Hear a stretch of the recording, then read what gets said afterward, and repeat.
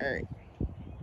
Hey, this is Jonathan Thompson. I'm here with a demo of the Finish Line Judge board that we're selling. The board itself retails for $125 and we're charging an additional $15 for shipping, and that covers the PayPal fees and the shipping fees and handling and all that good stuff. What I'm demoing today is basically an assembled system, and that includes some of the sensors that we're suggesting, the retroreflective style that uses a reflector, as well as what would be considered a through beam design, which uses an emitter and a receiver design.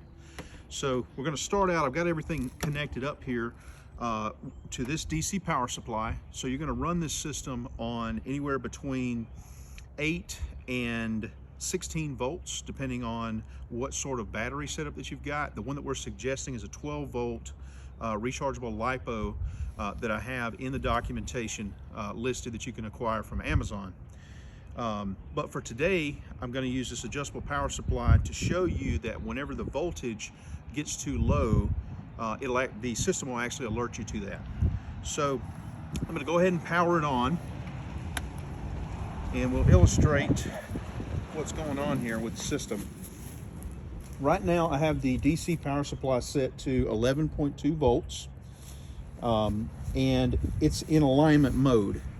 Whenever you initially apply power to the system, it's going to initially go into alignment mode, and what that means, this is our emitter here, and these are our receivers. If I come across here, you can see one of two things happens. Either without any beam being active, we're getting no output from the wind lights, and whenever we shine one of the emitters into one of the receivers, we get an indication by the system that it's receiving the beam.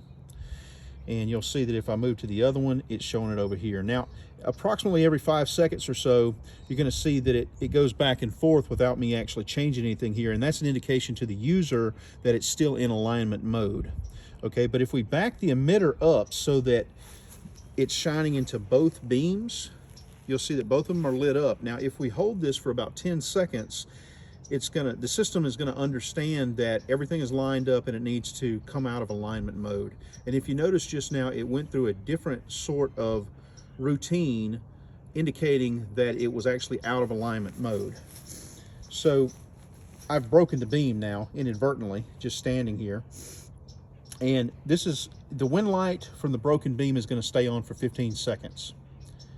As soon as it cuts off, I'm going to break the opposing beam, which I just did, and you'll see that it lights up. Okay. Now, if somebody hits one of the emitters or a reflector, if you're using the retroreflective setup, and the system is out of alignment for some time period, say somebody hits the left lane in this instance, and so somebody's hit the left lane now and it's getting nothing, the left lane is out of alignment. After a short period of time, the system is going to go back into alignment mode automatically. We'll give it just a minute here, and it's going to detect. Okay, as you can see, it's back in alignment mode, and the right hand sensor is being seen by the system. You can see that by the solid light. Now, if we come into the board here real quick, we can see a couple of things. Number one, we can see that this is our main power, and this one that says LED is indicating that we have the board powered on. That is this LED right here. Okay, and then we have one that says BAT, or battery, which is actually an indicator of low voltage. Now currently I have 11.2 volts on the system, but I'm going to turn that down. You'll be able to see right here, I don't know if you can tell. So if I turn that down to, let's just say, 9.5 volts or somewhere thereabouts, you can see that this LED is lit up now. Okay, that's an indication. With you still looking at that, I'm going to turn this back up so you can see that after it goes past 10 volts, it turns back off. And again, that's an indication of low voltage if it's powered on. We would like to see 12 volts.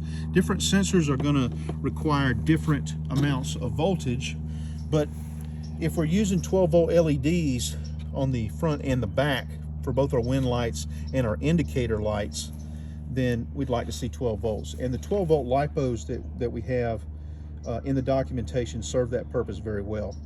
So let's take a quick peek at the way that everything is actually wired up here, because that's what everybody's interested in.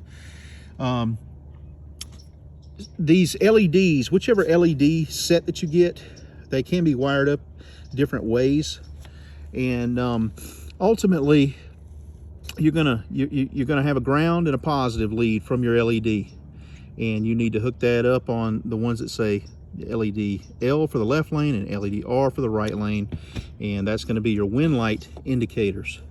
And again, that needs to be 12-volt LEDs. So whenever you search those up on Amazon or whatever industrial component site that you're looking at, you're looking for 12-volt LEDs. You can get trailer lights or a myriad of different types of lights that will work with this system. Now, these side terminals are for the sensors. Of course, the one on the left side that's got the L is for the left lane, and the one with the R has got the right lane. And you can see that there's 3 terminals here. Of course, it's hard to tell, but you can tell better on the right-hand side from this angle. You can see the plus and the minus just to your left of the actual terminal, and that aligns with one of the screws.